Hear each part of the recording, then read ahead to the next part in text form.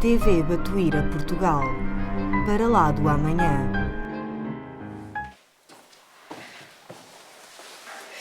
Boa tarde a todos. Mais uma vez aqui estamos, não é? Graças a Deus, reunidos em nome do Pai e do nosso irmão maior, Jesus. Obrigada, Bíblia. E hoje vamos falar um bocadinho... Obrigada. Vamos falar um bocadinho sobre este tema, muito resumido, mas para ficarmos todos, refrescar as nossas memórias sobre o que é realmente o Espiritismo, que foi considerado o Consolador Prometido. Devemos começar por nos lembrarmos que o Espiritismo é o conjunto de princípios revelados pelos espíritos superiores e contidos nos livros de Allan Kardec, que compõem a chamada codificação espírita.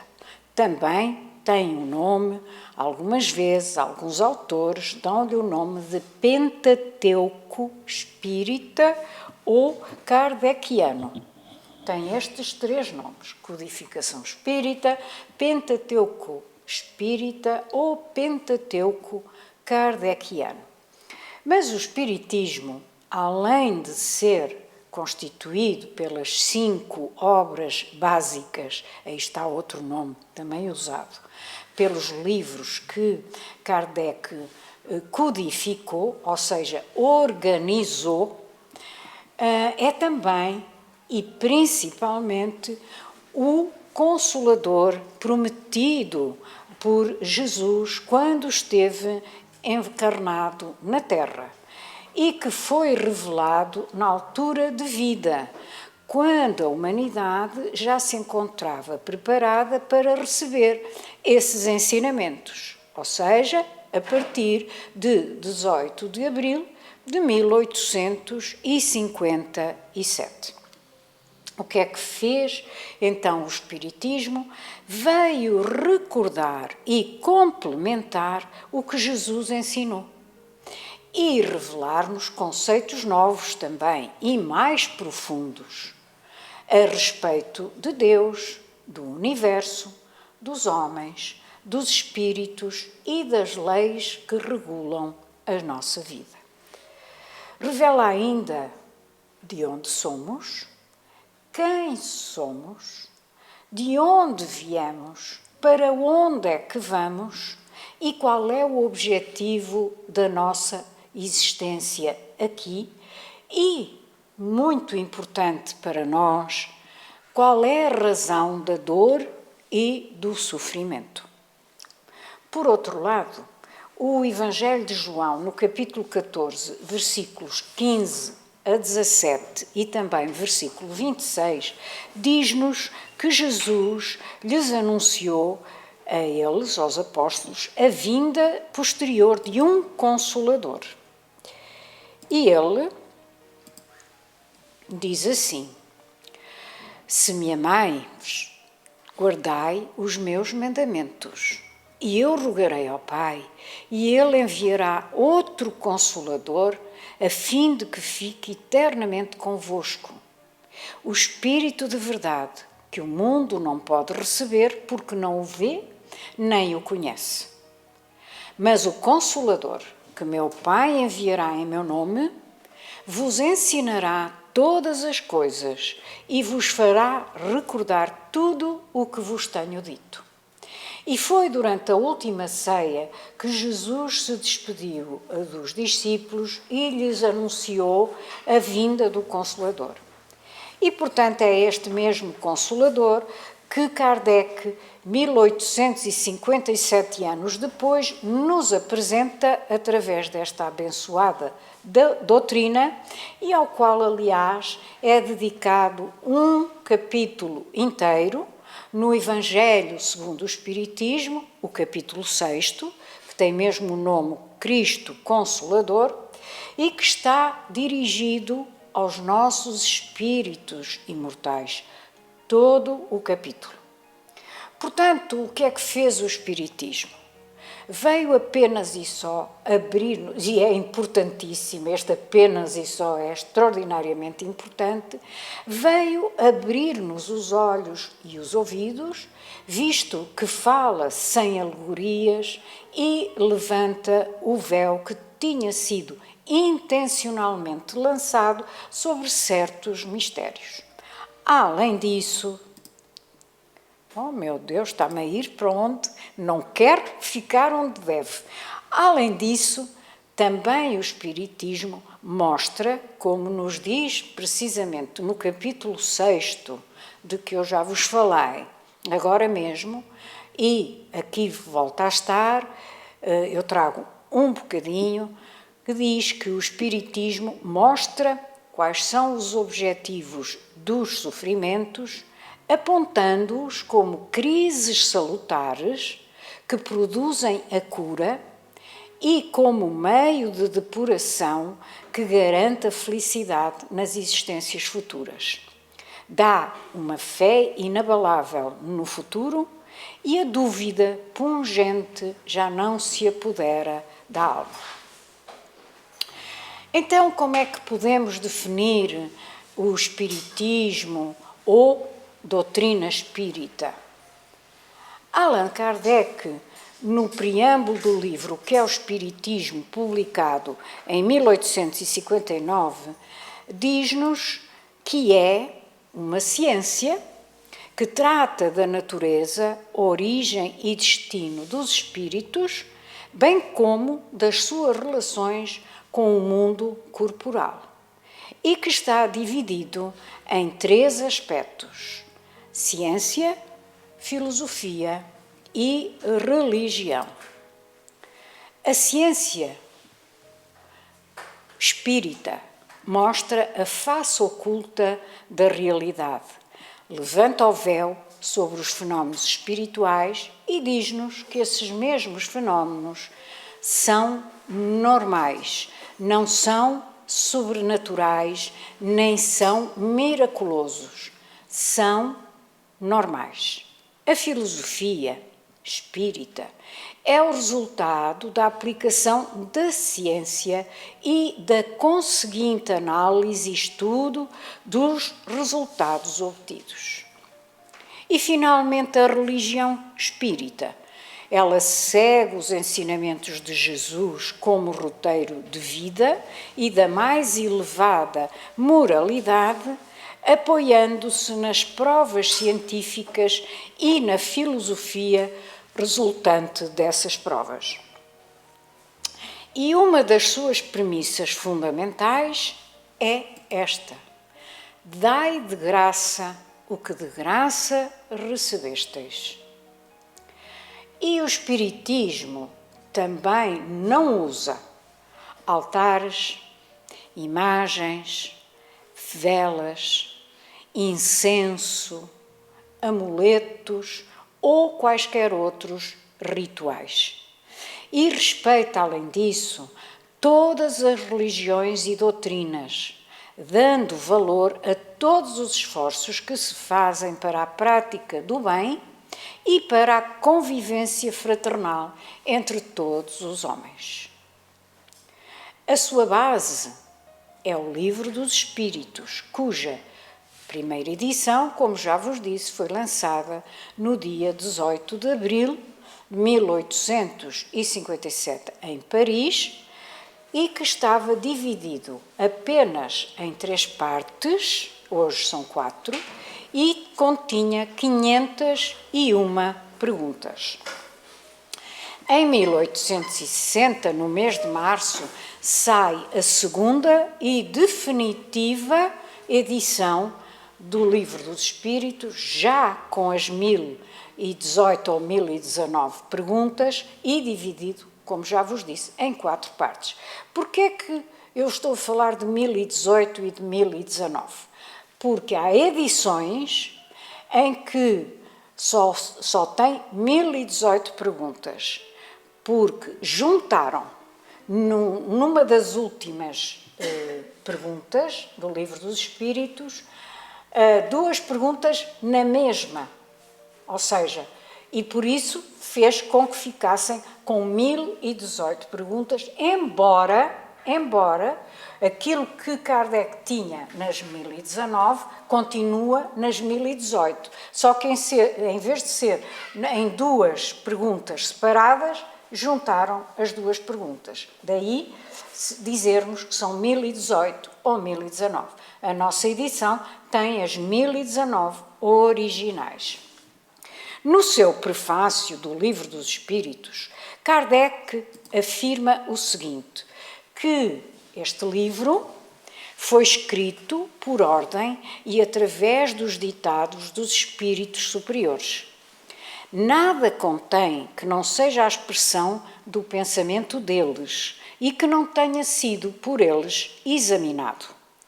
Só a ordem e a distribuição metódica das matérias, assim como as notas e a forma de algumas partes da redação, constituem obra daquele que recebeu a missão de os publicar. Ou seja, ele vem aqui muito claramente e muito frontalmente dizer, atenção, o Livro dos Espíritos não é meu. Não fui eu que o escrevi. Quem o escreveu foi a espiritualidade superior através de vários médiuns, em concreto de 10 médiuns que não se conheciam entre eles, que residiam em diversas partes de França e até do estrangeiro, por exemplo, da Suíça e da Alemanha, e também da Argélia, no norte da África, que naquela altura fazia parte do Império Francês, mas, portanto, eram médiuns que não tinham absolutamente nenhum contacto entre si, nem ele disse a nenhum deles que iria fazer a mesma pergunta aos outros. E o seu método era exatamente este. Ele mandava a mesma pergunta para os 10 médiuns. E apenas quando coincidiam as respostas dos 10 em todos os seus pontos, é que ele a publicava no livro, no que veio a ser o Livro dos Espíritos. Portanto, era um método extremamente rigoroso. E, efetivamente, ele tem muitas notas ao longo do livro, que essas sim, foram escritas por ele e que são muitas vezes desdobramentos das ideias que vêm do mundo maior, portanto, dos espíritos superiores. Okay? E nas obras póstumas, na segunda parte, e que foi já, como o nome indica, foram publicadas, este livro foi publicado já depois da desencarnação de Kardec, uns bons anos depois, em 1890, mas foi publicado com os escritos que Kardec tinha deixado em sua casa, digamos assim, na sua secretária, no seu escritório, antes de desencarnar. E a certa altura ele diz-nos assim na segunda parte, da comparação e fusão de todas as respostas, coordenadas, classificadas e muitas vezes retocadas no silêncio da meditação, foi que elaborei a primeira edição do Livro dos Espíritos, entregue à publicação em 18 de abril de 1857. Então, como eu já vos disse, hoje o livro consta de 4 partes. Da primeira parte, chamada As Causas Primárias, mais tarde saiu, por acaso, o último livro que ele publicou, que é a Gênese, em 1868. Da segunda parte, Mundo Espiritual ou Mundo dos Espíritos, mais tarde saiu o Livro dos Médiuns, em 1861. Da terceira, As Leis Morais, saiu o Evangelho segundo o Espiritismo, em 1864. E da quarta parte, As Esperanças e Consolações, saiu o livro O Céu e o Inferno, 1865, é o ano da sua publicação. Portanto, o que é que acontece? O tronco da árvore é o livro dos Espíritos e dele saíram 4 braços. A Gênese, o livro dos Médiuns, o Evangelho segundo o Espiritismo e o Céu e o Inferno. Juntamente com o tronco, que é o livro dos Espíritos, lá faz as 5 obras básicas, ou a codificação espírita, ou o Pentateuco espírita, ou Pentateuco kardeciano. Tem muitos nomes. Tudo se resume ao mesmo. São as obras básicas que Kardec nos trouxe. No livro dos Espíritos, então, temos a parte filosófica da doutrina, para o fortalecimento de um pensamento bem formado. No livro dos Médiuns, temos a prática mediúnica à luz do fenómeno perispiritual. E no Evangelho segundo o Espiritismo, temos o roteiro para o nosso comportamento fraternal cristão. Mas temos que ter em linha de conta, e sempre, que conhecer o Espiritismo não chega. O mais importante é que nós precisamos de o praticar, de o pôr em prática. Além disso, hoje temos todos os livros de Chico Xavier, de Francisco Cândido Xavier, atualmente mais de 530, que são todos eles o complemento da codificação com mensagens de grandes espíritos, essencialmente de Emmanuel e de André Luiz, seguidos, por exemplo, pelo nosso também benfeitor Irmão X, ou alguns livros dele ainda com o seu nome na última encarnação, Humberto de Campos. Depois, mais tarde, é que ele adotou o pseudónimo de Irmão X.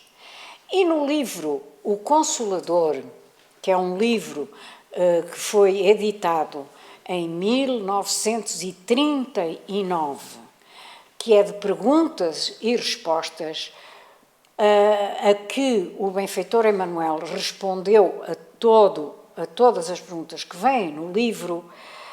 Perguntaram-lhe o seguinte, na 352, devemos reconhecer no Espiritismo o cristianismo redivivo?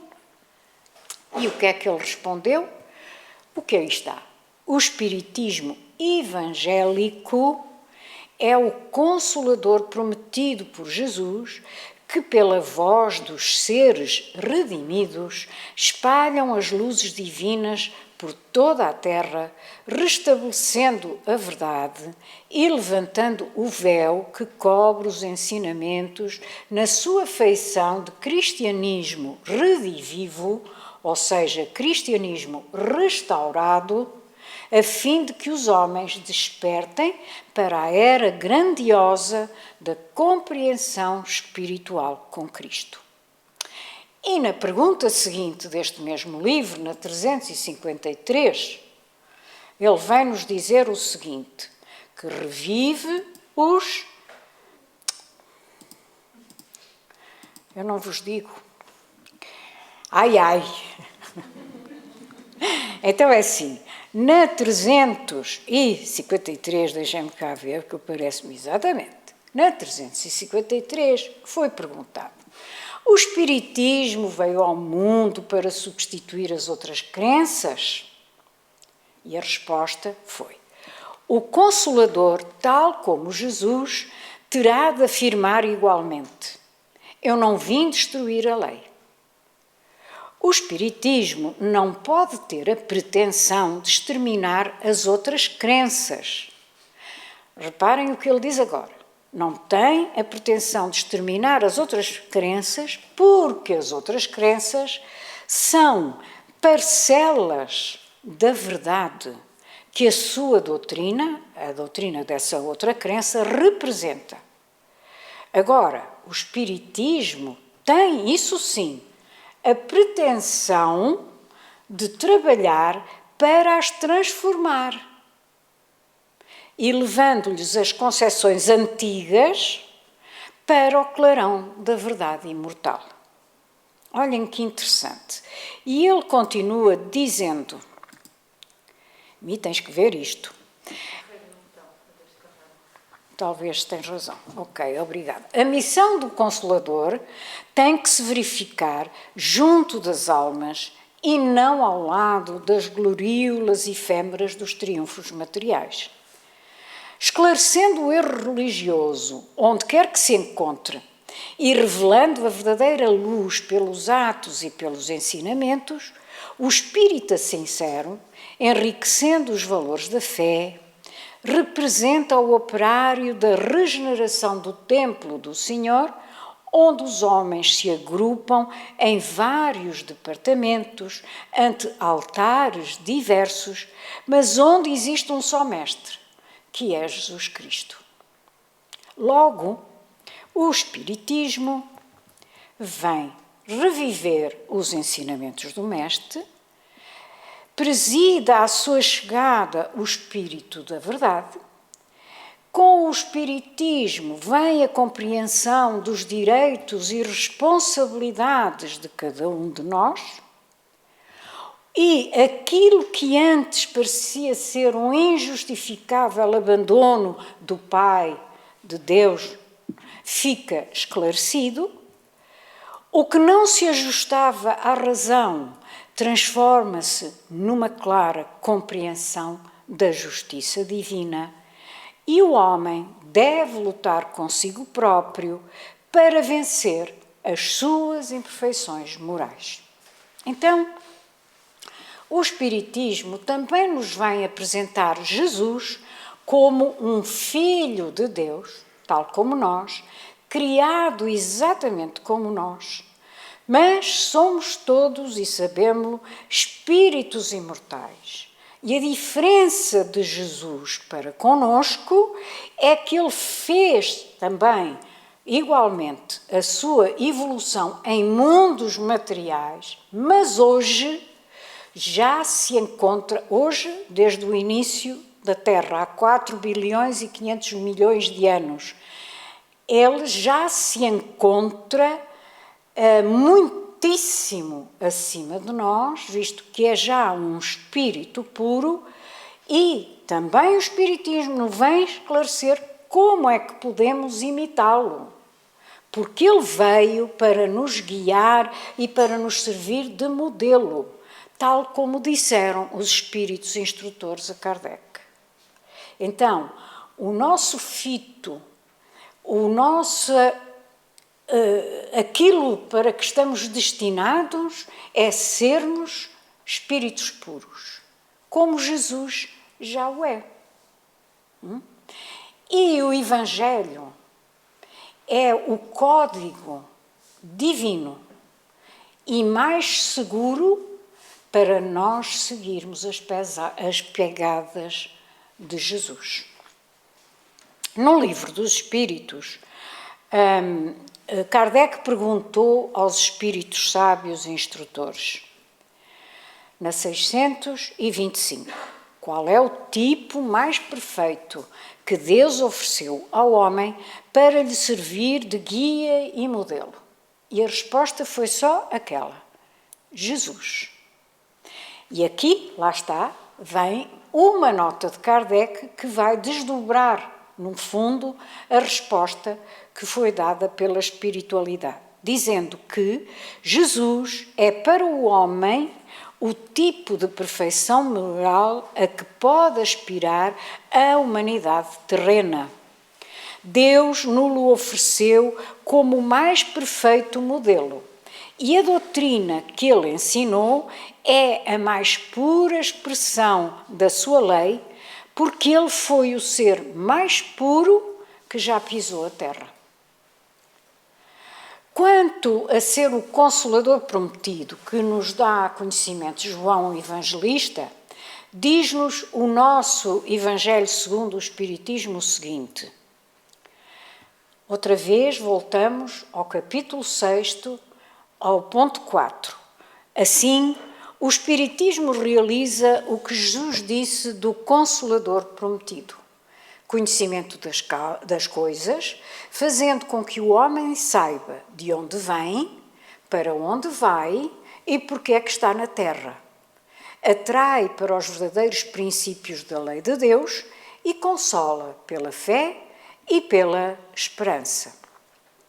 Mostra quais são os objetivos dos sofrimentos, apontando-os como crises salutares que produzem a cura e como meio de depuração que garante a felicidade nas existências futuras.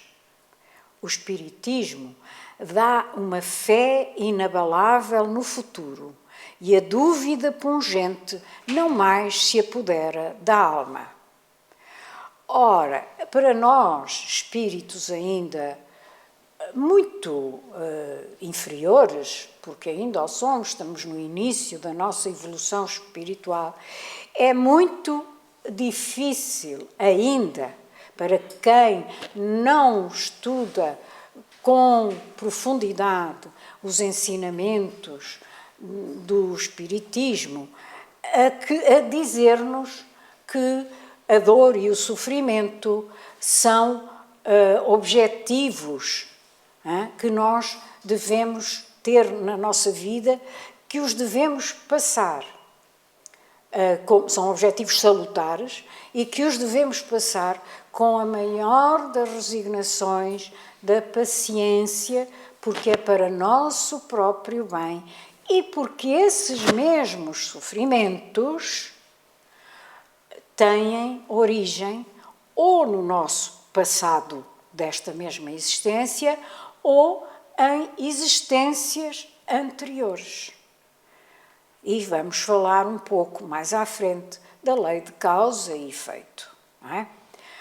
Então, o Consolador prometido por Jesus, ele chegou no tempo estipulado por Deus.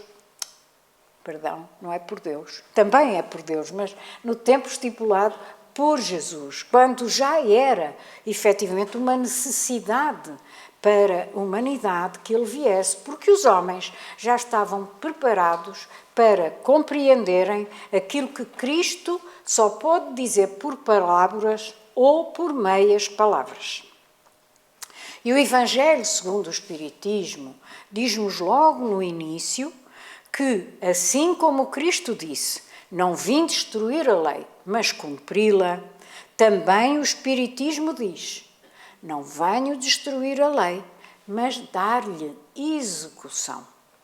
E esta lei, claro, é a lei divina, é a lei de Deus, não é a lei dos homens.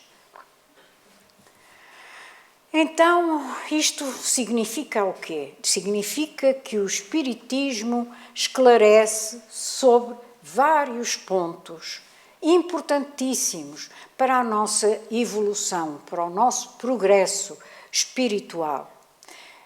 Esclarece sobre a existência de Deus, sobre a pluralidade dos mundos habitados, sobre a origem e o destino do espírito, sobre o homem integral, sobre a vida depois da morte, isto é, sobre o mundo espiritual, sobre a reencarnação, ou seja, a pluralidade das existências, sobre a relação dos homens ou do homem com os espíritos, sobre as leis divinas ou naturais, também chamadas leis morais, sobre a vida futura e sobre a lei do progresso ou da evolução, porque é através da educação moral, da reforma íntima e da prática no bem que nós iremos chegar a esta máxima de luz que está exarada no Evangelho segundo o Espiritismo, no capítulo 15. Fora da caridade não há salvação. Kardec foi buscar à espiritualidade superior esta frase porque no século XIX a Igreja Católica tinha um lema que era fora da Igreja não há salvação. E a espiritualidade superior veio dizer, não é fora da Igreja, porque a Igreja é uma doutrina como outra qualquer. A Igreja estava-se a referir à Igreja Católica, que era a dominante, como ainda é hoje no mundo.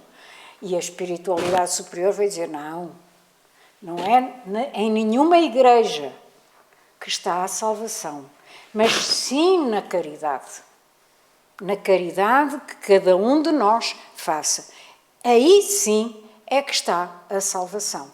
E foi por isso que Kardec pôs este lema, uma das máximas do Espiritismo. Fora da caridade não há salvação. Então, vamos ver um pouco destes pontos. O primeiro, a existência de Deus. Ele é o Pai, o Criador, a causa primária de todas as coisas. Jesus é apenas e só, e para nós é mais do que suficiente, um dos filhos de Deus, é um dos Cristos do universo. Há N Cristos, ok? Jesus é o nosso Cristo, mas não é Ele que, em nome de Deus, governa o universo. Como Ele, há N espíritos puros que, como Ele, têm outras missões, entre elas a de serem governadores de vários planetas. No caso de Jesus, ele tem 5 à sua conta, digamos assim, mas não nos vamos desviar. Então, Jesus é apenas um dos Cristos do universo e um dos filhos de Deus como nós. Por isso nós lhe chamamos sempre o nosso irmão maior. E este maior é com letra maiúscula e irmão também, porque ele está extraordinariamente acima de nós. Depois vamos sintetizar aqui a pluralidade dos mundos habitados. São os mundos que circulam no espaço infinito e que oferecem aos espíritos que neles encarnam moradias correspondentes ao seu adiantamento. E esta frase fomos buscá-la ao Evangelho segundo o Espiritismo, ao capítulo 3, ponto número 2. Depois, a origem e o destino do espírito. Deus criou todos os espíritos simples e ignorantes, isto é, sem saber. Simples porque não têm o domínio da vontade. E ignorantes porque não têm o domínio da sabedoria, do conhecimento. É por isso que é dito que somos simples e ignorantes quando somos criados. E a cada um de nós, a cada qual, ele deu uma determinada missão com o fim de esclarecê-los e de os fazer chegar progressivamente, gradualmente, a pouco e pouco, à perfeição. E nesta perfeição é que eles, todos nós que lá chegamos, encontram a pura e eterna felicidade, tal como está na pergunta 115 do Livro dos Espíritos. Depois temos o homem integral, que é formado por corpo físico, perispírito e espírito. Ok? E temos aqui, do Carlos Parchen, esta imagem que é muito conhecida e, portanto, onde ele nos diz que o perispírito é uma condensação do fluido cósmico universal em torno de um foco de inteligência ou alma que é o espírito. E esta frase está na Gênese, no capítulo 14, ponto 7. Portanto, no plano material, nós temos o perispírito, não é? E o corpo físico.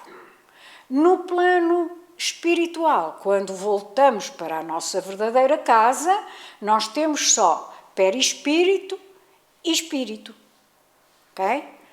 O perispírito é um corpo que naquela dimensão é considerada matéria, como é na nossa dimensão física. Na dimensão espiritual, o perispírito é um corpo sólido e um corpo denso. O ponto 5, a vida depois da morte ou o mundo espiritual, voltamos a ser espírito, voltamos ao mundo dos espíritos, de onde nos separáramos momentaneamente para virmos à existência física. Mas nunca perdemos a nossa individualidade. Os nossos espíritos somos sempre os mesmos. Temos personalidades diferentes à medida que vamos encarnando em diversas ocasiões, não é? Mas somos sempre o mesmo indivíduo, com diversas personalidades. E continua-se a pensar, a sentir e a agir com encarnados e desencarnados. Tudo isto faz parte do livro dos espíritos. Várias perguntas.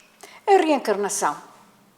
Todos os espíritos tendem para a perfeição e Deus faculta-lhe os meios de alcançá-la, proporcionando-lhes as provações da vida corporal. Porém, a sua justiça concede-lhes realizar em novas existências aquilo que não puderam fazer ou concluir numa única encarnação. A relação dos homens com os espíritos, a sua influência e o intercâmbio mediúnico, e na pergunta 459 do Livro dos Espíritos, foi perguntado por Kardec: influem os espíritos nos nossos pensamentos e nos nossos atos? E a resposta foi: muito mais do que pensais. Influem a tal ponto que habitualmente, são eles que vos dirigem. Agora, esta influência pode ser para o bem ou para o menos bem, para o menos bom, para não dizer que é para o mal. Não é? A relação dos homens com os espíritos e a sua influência está também no Apocalipse de João, logo no primeiro capítulo, onde ele diz: eu fui arrebatado em espírito no dia do Senhor e ouvi uma grande voz, como uma trombeta que dizia: o que vês, escreve-o num livro e envia-o às 7 igrejas. E quando o vi, caí a seus pés como morto. E ele pôs sobre mim a sua destra, dizendo: não temas, eu sou o primeiro e o último. O 8 é as leis morais, as leis divinas ou leis naturais. E são 10. Eu trago-as aqui para vocês terem uma noção. A lei da duração, a lei do trabalho, a da reprodução, da conservação, da destruição, da sociedade, do progresso, da igualdade, da liberdade e, por fim, a última, a lei de justiça, de amor e de caridade. Reparem que eu pus debaixo da imagem do Livro dos Espíritos de quando a quando é que são as perguntas sobre estas leis. Vai da 614 a 919. Ou seja, 305 perguntas com as suas respectivas respostas sobre as leis morais. E também ficámos a saber, pela espiritualidade superior, que a mais importante delas todas é a lei de justiça, de amor e de caridade, por ser a que dá ao homem o poder de adiantar-se mais na vida espiritual, visto que resume todas as outras. Se nós não nos fixarmos nem nos focarmos nas outras 9, mas focarmos-nos na lei de justiça, de amor e de caridade e tentarmos cumpri-la à risca, aí é uma delícia, porque aí estaremos a chegar àquilo que o Evangelho segundo o Espiritismo nos diz no capítulo 17, o que é ser um homem de bem. E o homem de bem é precisamente aquele que cumpre a lei de justiça, de amor e de caridade em toda a sua plenitude. Temos também a vida futura. Geralmente o homem é o artífice da sua própria infelicidade e, praticando a lei de Deus, pode poupar-se a muitos males futuros. Porque, lá está, estamos aqui a ver já a lei de causa e efeito. Porque diz-nos o Evangelho de Mateus que a cada qual segundo as suas obras. Ou seja, nada fica por pagar. E as consequências que se vão dar na vida futura daquilo que de mal fizermos hoje decorrem da responsabilidade pelos nossos atos. Não são os outros que são culpados de nada daquilo que nós fizermos. Somos apenas e só nós. E temos ainda a lei do progresso ou da evolução. Ajuda-te, que o céu te ajudará. É o princípio da lei do trabalho e, por conseguinte, diz-nos o Evangelho, no capítulo 25, por conseguinte, da lei do progresso, porque o progresso é filho do trabalho, visto que este põe em ação as forças da inteligência. E vamos ver agora, muito resumidamente, o que é o centro espírita. Então, o que é o centro espírita? É isto. É um templo, é uma escola, é uma oficina de trabalho, é um hospital e também é um lar. Vamos voltar atrás. É um templo, porquê? Porque é onde se exercita o amor e a adoração a Deus, praticando a oração conjunta e o estudo. É uma escola também, porque é um local de aprendizagem, de crescimento, de troca de experiências e de construção da nossa evolução. E é oficina, porque é onde se exerce o trabalho como meio de evolução e crescimento, aprendendo as artes e ofícios da prática do bem, do amor e da caridade, através de todas as atividades da casa. E é um hospital, porque é onde são diagnosticadas, tratadas e muitas vezes até curadas as chagas da alma que provocam os desajustamentos físicos, mentais e sociais do homem. E é também um lar para todos nós, porque é nele que nos reunimos com a nossa família espiritual. Porque é onde recebemos o carinho fraternal da grande família universal.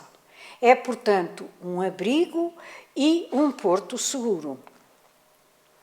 Vamos agora relembrar o que Emmanuel, esse espírito tão nosso amigo, afirma sobre o nosso passado e a sua influência sobre nós neste livro da sua autoria chamado Pensamento e Vida, e vamos ao capítulo 20, que tem o título de Hábito. E ele diz: herdeiros de milénios, gastos na recapitulação de muitas experiências análogas entre si, vivemos até agora quase que à maneira de embarcações ao gosto da correnteza no rio dos hábitos aos quais nos ajustamos sem resistência. Com naturais exceções, todos adquirimos o costume de consumir os pensamentos alheios pela reflexão automática. E, em razão disto, exageramos as nossas necessidades, apartando-nos da simplicidade com que nos seria fácil erguer uma vida melhor. Estruturamos, assim, complicado mecanismo de cautela e desconfiança para além da justa preservação, retendo apaixonadamente o instinto de posse. E com o instinto de posse, criamos os reflexos do egoísmo e do orgulho, da vaidade e do medo. Neste círculo vicioso, vive a criatura humana de modo geral sob o domínio da ignorância acalentada, procurando enganar-se depois do berço,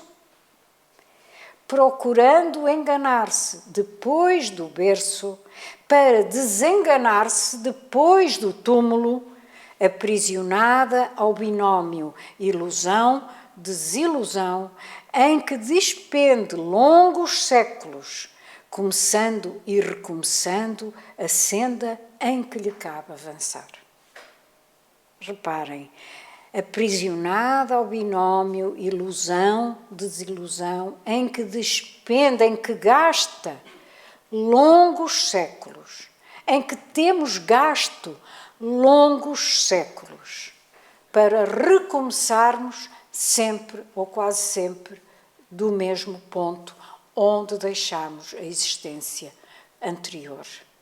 Sabemos que sempre, em qualquer existência, nós progredimos um bocadinho, mais ou menos, conforme queiramos através do nosso livre-arbítrio. Mas há vezes, há encarnações em que esse avanço, esse progresso é tão pequenino que é considerada uma encarnação em que nós estacionamos, ou seja, uma encarnação estacionária. A evolução, continua Emmanuel, contudo, impõe a instituição de novos costumes, a fim de que nos desenvencilhemos das fórmulas inferiores em marcha para ciclos mais altos da existência.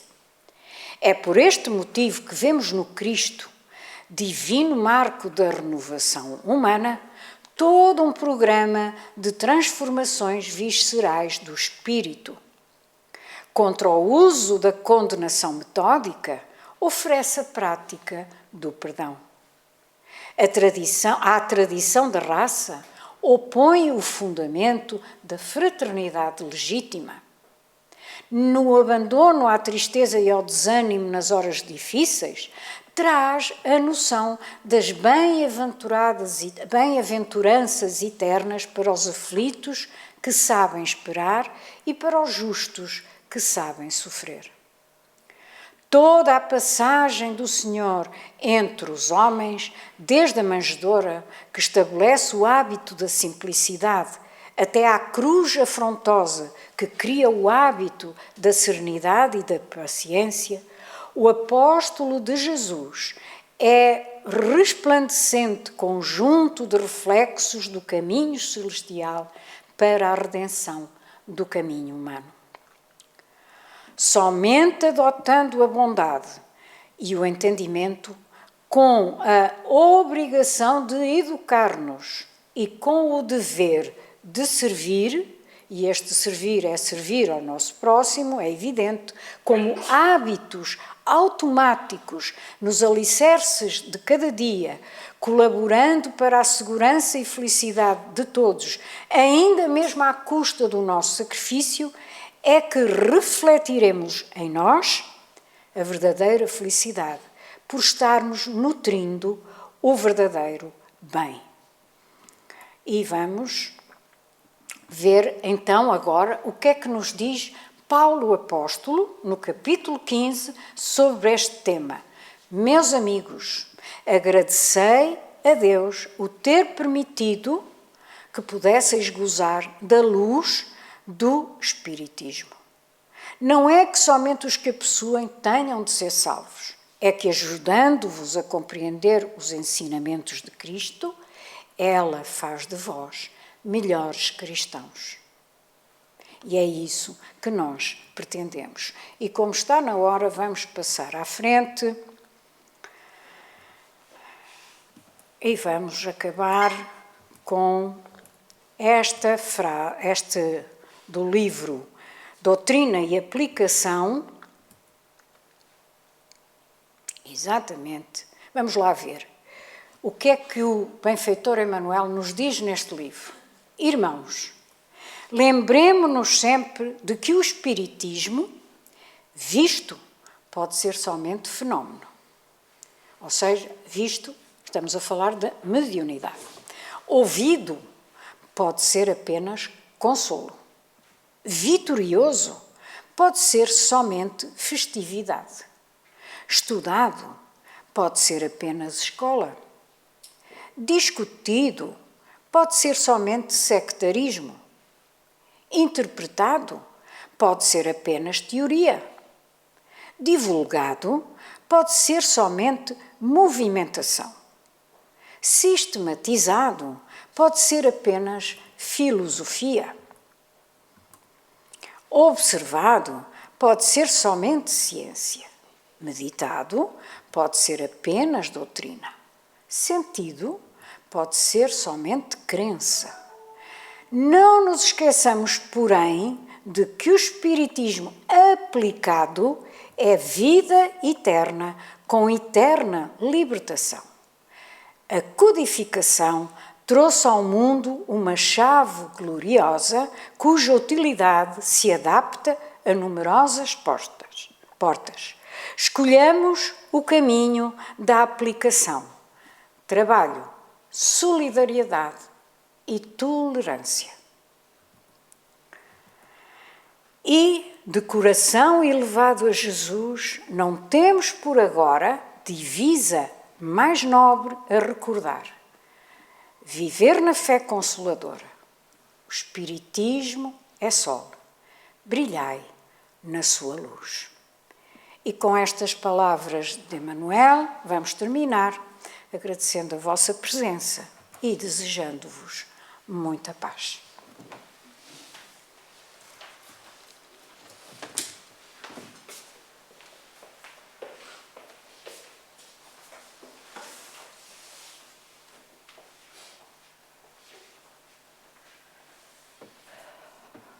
Estamos de coração cheio, não é?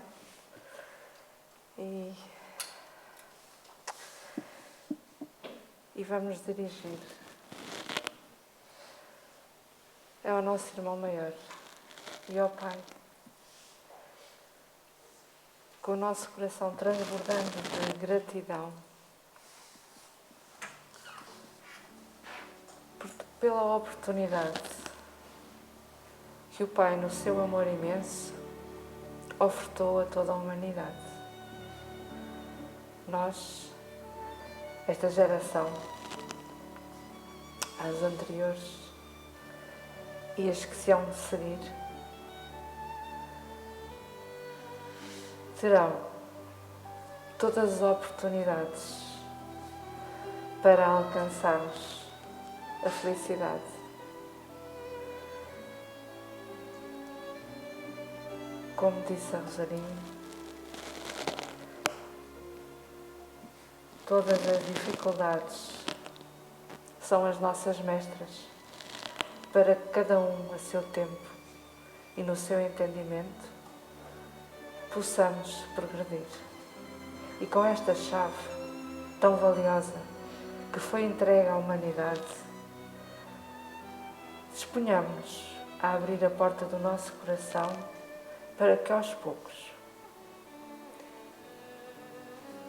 recebamos a semente, trabalhá-la para acolher.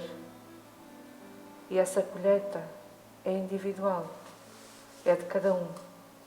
E a aplicação dela, essa é no bem comum. Amar ao próximo como a nós mesmos e amar o Pai acima de tudo e de todos. E assim, muito gratos por todas as bênçãos que são derramadas nesta casa, nesta sala, em todas as tarefas, na sala do passe, vamos dar por terminado o nosso encontro e até à próxima. E se pudermos, cultivemos em nós a bondade, o perdão, a compreensão, a fraternidade e a solidariedade. e que Jesus nos acompanhe aos nossos lares e desejando a todos um bom fim de semana e a semana de trabalho que se aproxima seja proveitosa para todos a nível material e espiritual e que assim seja. TV Batuíra Portugal. Para lá do amanhã.